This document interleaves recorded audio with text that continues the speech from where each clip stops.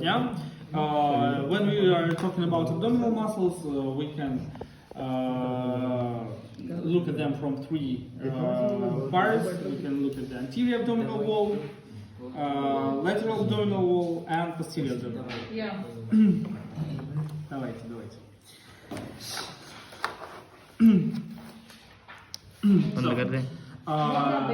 Lateral abdominal wall is composed of three muscles, which are situated one on another, like in three layers, like I don't know, like layers of lasagna. Yeah. So one, second, and third one.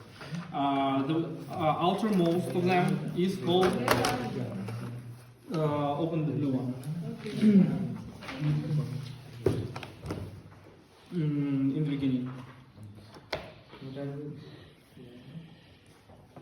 Like in here, so open the next. Here blood vessels, previous ones. So on this picture you can see the section. Yes, these three layers. Yeah.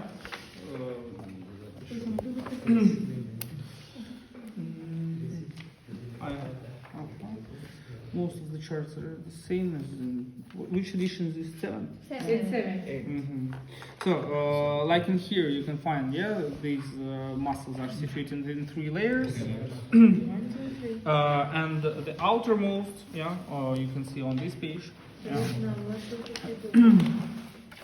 or on this chart, you can see the external oblique muscle of abdomen. Yeah. External oblique muscle of abdomen, which originates from the ribs, mostly from lower 8 or 9 ribs, and it will be inserted to the external lip of the iliac crest, anterior superior iliac spine, and from here it continues as an aponeurosis. Aponeurosis. So this white part, it is aponeurosis of the external oblique part. Yes. Okay. So and the aponeurosis of one external oblique muscle on the midline, it connects with the aponeurosis of the second external oblique muscle. And the region where they are attached to each other is called the linea alba. Linea alba. Yes, linea alba, which can be translated from Latin as a white line. Yes. Yes. Linea alba. Yes, which extends from the xiphoid process and to the pubic symphysis, and here all the aponeurotic parts of all lateral abdominal muscles, they are grown one into another. And lower part of the aponeurosis of the external oblique muscle, it curves. So just here is the aponeurosis. Yes, it is parasitic section. Yes, and in the lower part it will curve to form the structure which is called inguinal ligament. Okay. Inguinal ligament, which extends from the anterior superior iliac spine to the pubic tubercle. Okay. Or Poupart's ligament. And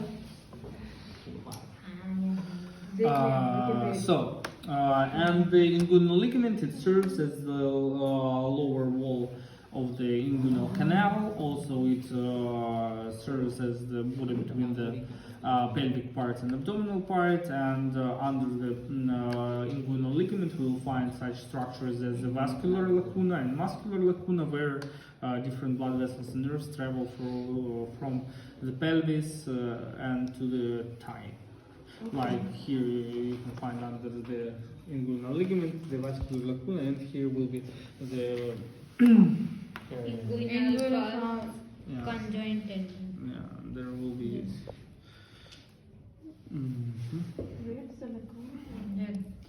Lacuna will be under the inguinal ligament.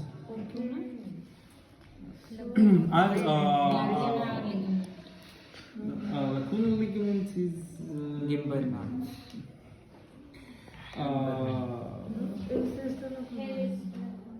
So this is lacuna ligament, but not lacuna. I will show you lacuna on the cadaver on one of our next classes. Okay. There will be more comfortable. Whole Also, cadaver? not whole cadaver, just limbs mostly. Next class we'll look at the upper limb, yes, and after that lower limb. So don't forget to bring your gloves and forceps to the next class, yeah, because we'll work with the upper limb. Do you have to bring our own forceps? It's the best if you will have your own forceps. Okay. At least a couple for group.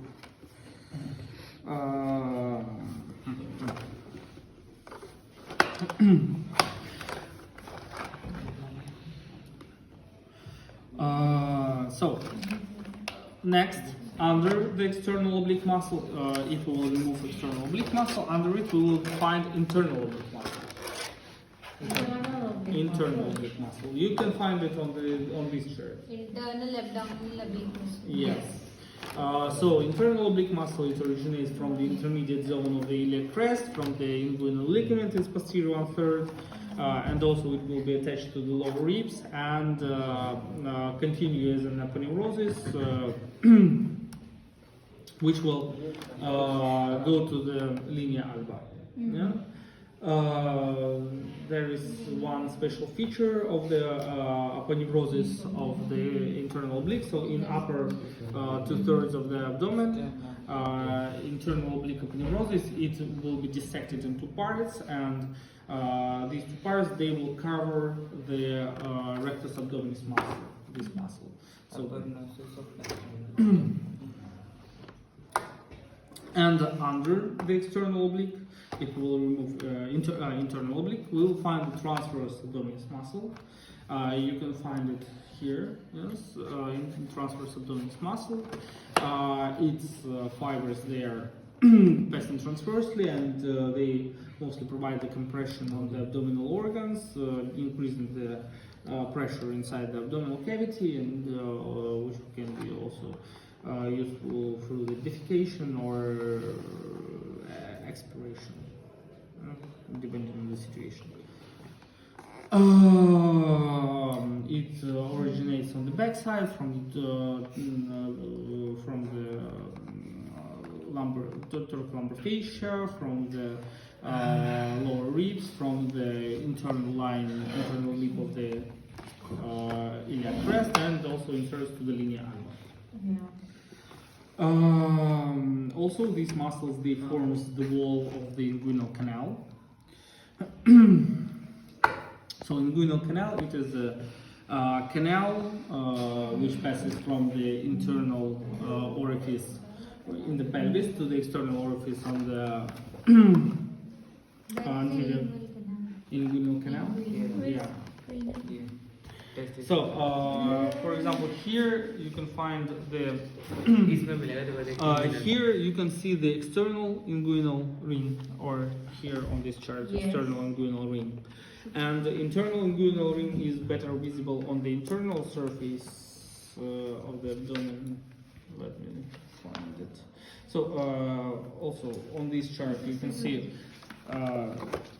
So on this chart you can find the structure of the inguinal canal, the wall of the inguinal canal. Here it is, and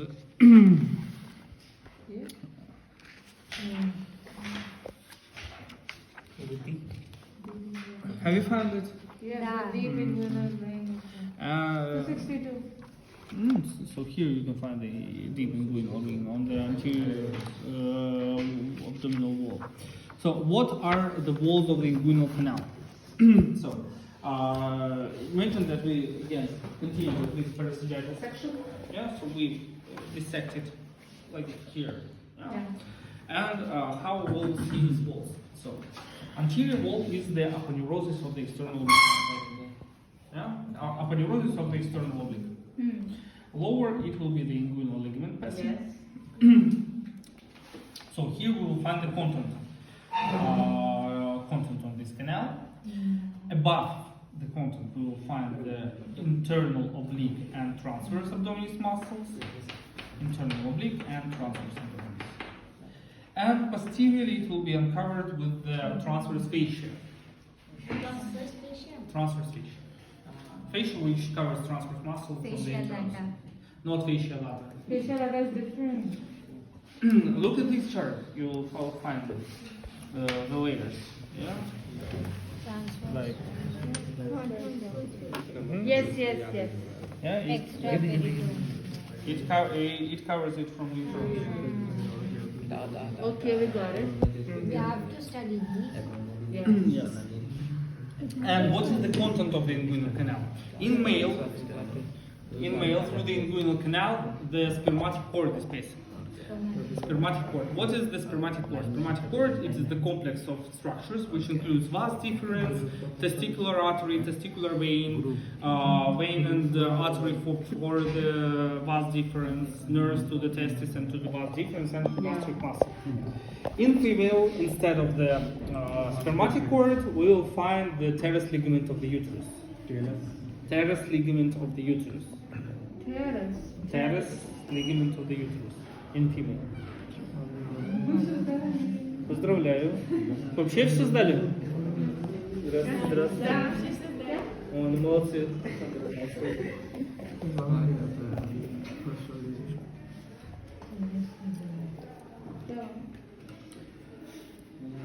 Okay. Questions about inguinal canal? No. Okay, then let's talk about the anterior abdominal wall. Anterior abdominal wall will include only two muscles. First of them is rectus abdominis muscle. Rectus abdominis muscle, which originates. So, are you listening? Ladies? So, rectus abdominis muscle, it originates from the ribs, from 5th to 7th. Yeah. Partially here also the xiphoid process, and it passes anteriorly to the pubic region, to the pubic bone. Yeah? And this muscle is divided into 4 or 5 parts by tendinous intersections. Okay. If we have this muscle rather well developed and low amount of the fat tissue, yeah, you can see these abs. Yeah, they are formed mostly by this anterior muscle. Yeah? We all have abs. Family apps. We all have abs, but Yes, we all It's have covered in fatty tissue. so, in someone it is very shy and hidden. Yeah. Yes. So, then, so you can easily understand, yeah, what this muscle does, because I think all of you know how to train your abs. Yes, you just flex your trunk. Yes. So. Abdominal crunches. So that's what this muscle does. Yes, it just moves your thorax closer to your pelvis. Yes. Yeah? And in the lower part of abdomen, we can find one more muscle, which is called pyramidalis muscle. It is pyramidalis. Pyramidalis. It is very small. It is very small muscle. Here it is. Here. Pyramidalis muscle. Okay. Yeah. It also originates from the pubic bone and inserts to the linea alba, just pulling the linea alba by dragging it, tensing the linea alba. Both of these muscles, they are covered by the structure which is called rectus sheath. Okay. Rectus sheath. Rectus sheath. Yes. What is the rectus sheath? Yeah. So here on these pictures, you can easily find what is rectus sheath. It is the covering of the abs. covering of the abs, which is formed by the lateral abdominal muscles. So this is rectus sheath, and Can we call it a fascia? no, it's not a fascia. Rectus sheath. How is it formed? We can see it on the coronal section. Where is it? This picture, I have seen this.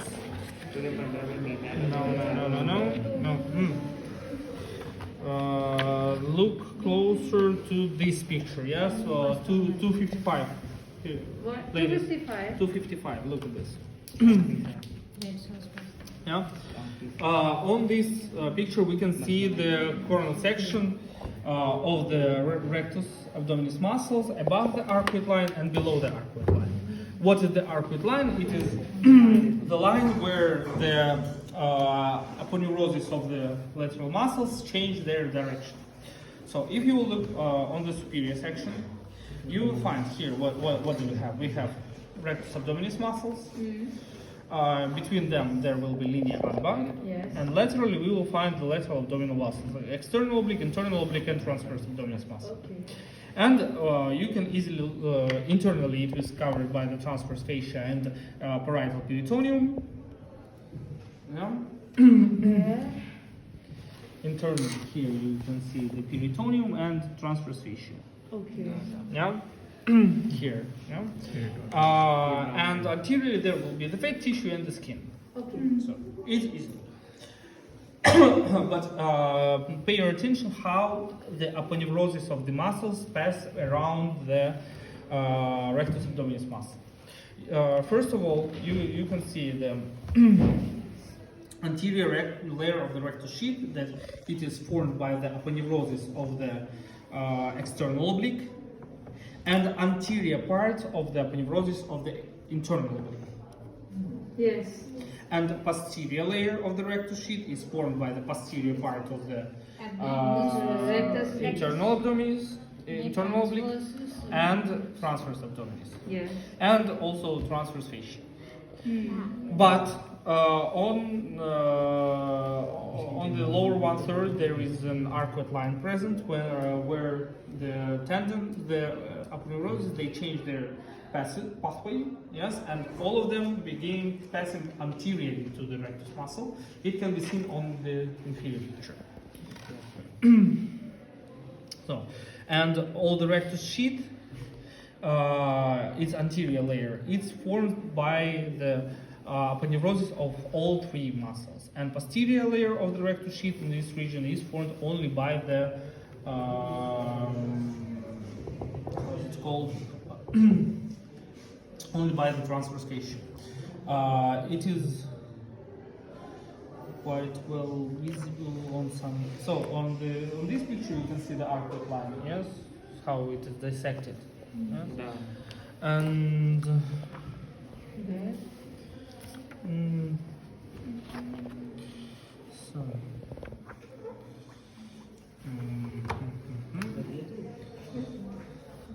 So here you can see this arcuate line. Yeah, here it is 258. 250. Okay. Here arcuate line. Yeah, here you can see the aponeurosis passing, and after that it changes and passes anteriorly, and we can see on the fascia. Understood? Is Ilian. Any questions about the rectus sheath? Sir, we have arcuate line also in It is different.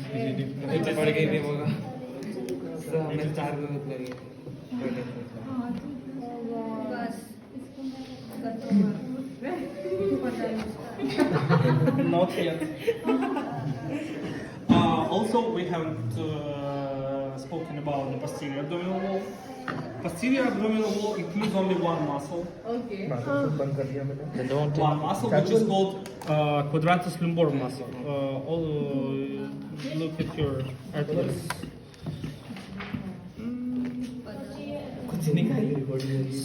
So, for example, on 265 you can find the quadratus lumborum muscle. Here it is, 265. Okay. Yeah, this quadratus lumborum muscle. Yes, it is a muscle which forms the posterior abdominal wall. You can see it originates from the iliac crest and attached to the lower ribs and the transverse processes of the lumbar vertebra. Also, we can find it on my charts. Where's here there's no more muscle on my charts. Okay, here it is. Okay. So, and the last thing which I want to talk with you about is this Yeah. diaphragm. Diaphragm, it is also a muscle which is situated between the thoracic part, And thoracic the and abdomen. You can see that it consists of two halves, yes, two pupils, right and left. Right is slightly so upper than the left one because of presence of the liver under the right one. Yeah. In the center of the diaphragm, we can see the central tendon of the diaphragm. And around the central tendon, we will find the muscular part of the diaphragm. Yes. Muscular part of the diaphragm can be divided into three. There will be sternal part, which originates from the internal surface of the xiphoid process. Then we'll have costal part, Yes. which originates from the internal surfaces of the ribs, and the lumbar part, which originates from the lumbar vertebra. Yes. Here, what is also important to know, it is that lumbar part of the diaphragm has grooves, several grooves. It is also very comfortable to look on this picture. Yeah, may take it again. 265 again. Let's open to 65. So I will show you both in here and in here. So in some of the books there is spoken that diaphragm has only two grooves, right and left, but Yes. we have to make it a bit more clear by saying that each of the grooves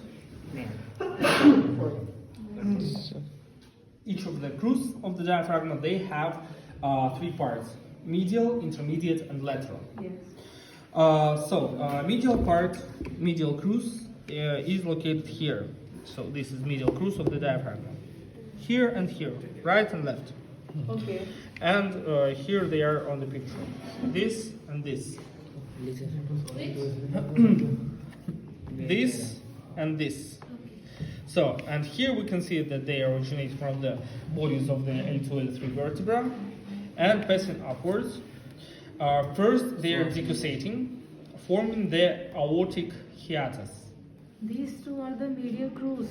Yes, these two are the medial grooves, and they forming the aortic hiatus first. Through the aortic hiatus, we have two structures passing: the aorta itself and the thoracic lymphatic duct. Here we also have aorta and lymphatic duct. Yes. Then medial grooves, they decussate the second time. Here they decussate the second time, forming the esophageal hiatus. Esophageal hiatus, for which we have the esophagus and two vagal trunks, anterior and posterior vagal trunks. Okay, it's easy. Yeah. Then laterally to the medial grooves, we have intermediate grooves. Here, intermediate grooves. This and this. Intermediate grooves. And we can find between the medial and intermediate grooves several structures also passing. You can find here these yellow and blue ones. Yeah, you see? Here, this. Yeah, they are passing between the medial and intermediate grooves. These structures are on the right side there will be a zygous vein. On the left part, hemiazygous vein. And there will be also greater and lesser splanchnic nerves. Where? This blue one is Here the only? yes, blue one it is the vein, and the yellow one are the nerves. Okay. And here the same, between the medial grooves and the intermediate grooves. And here the same, yeah? Medial crus, intermediate crus, between them nerves and vein. And here also nerves and vein. And third one is the lateral crus. Here is the lateral crus of the diaphragm. Here and here, the lateral crus of the diaphragm. And between the intermediate and lateral crus, we have the sympathetic trunk vessel. This one, sympathetic trunk. Yes, this. Or this in this model, this. So here we show the medial crus, the intermediate crus, and the lateral crus. And the same. Medial crus, intermediate and lateral crus. Also you have to look at the lumbocostal triangle here or here, lumbocostal triangle. It is a weak spot of the diaphragm which is present between the lumbar part of the diaphragm and costal part of the diaphragm. Here or lumbocostal triangle. Yes, we got it. Also, we have to mention that in the central tendon of the diaphragm there is the foramen for the inferior vena cava present. Where? Here in the Okay, central okay, tendon. okay, okay. Here you have it. गलत बता रहे That's out of. This? Sorry. This. This. Out of. Out. Okay.